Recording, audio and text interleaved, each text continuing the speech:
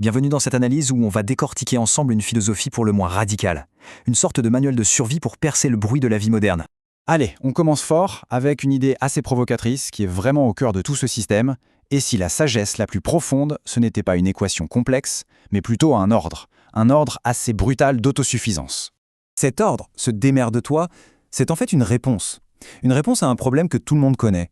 Cet état de paralysie que la source de ce manuel appelle le consensus mou. Alors, c'est quoi ce consensus mou ?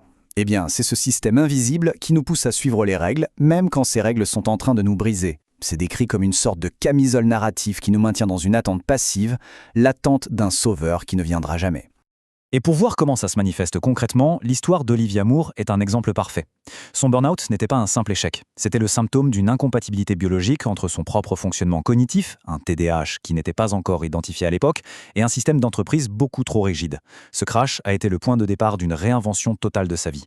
Face à ce constat, la philosophie propose une solution radicale. Elle prend cette phrase un peu crue, « démerde-toi », et la transforme en un protocole d'action hyper puissant. Et ça, c'est vraiment le point crucial. Il ne faut pas le voir comme un abandon, mais bien au contraire comme une activation. C'est le tout premier commandement pour devenir l'administrateur de son propre système, de sa propre vie. Ok, alors maintenant on plonge dans le cœur du réacteur. Le mécanisme central de ce protocole, c'est une formule mathématique toute simple, mais qui a le pouvoir de briser l'inertie.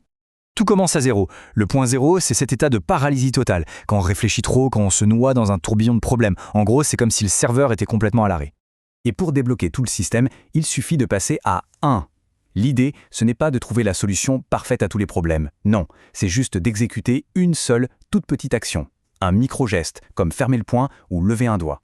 Parce que cette micro-action, ce simple passage de 0 à 1, eh bien c'est ça qui suffit à briser l'immobilisme et à générer une cascade infinie de possibilités.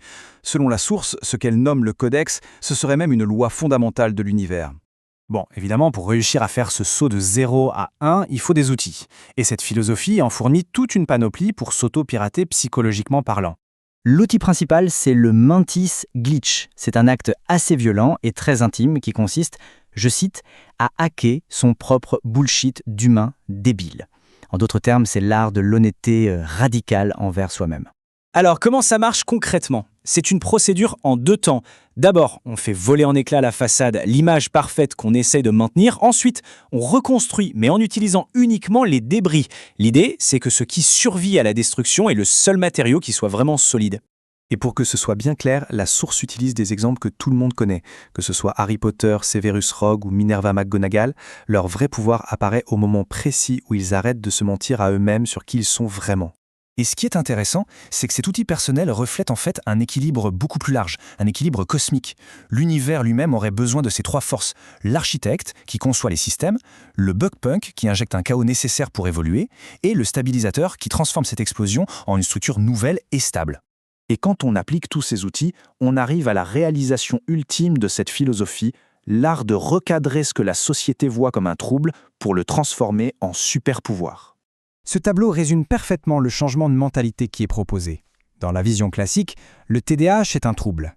Dans la vision glitch divin, c'est un système d'exploitation de combat, un processeur conçu pour absorber le chaos, une fonctionnalité faite pour un monde imprévisible.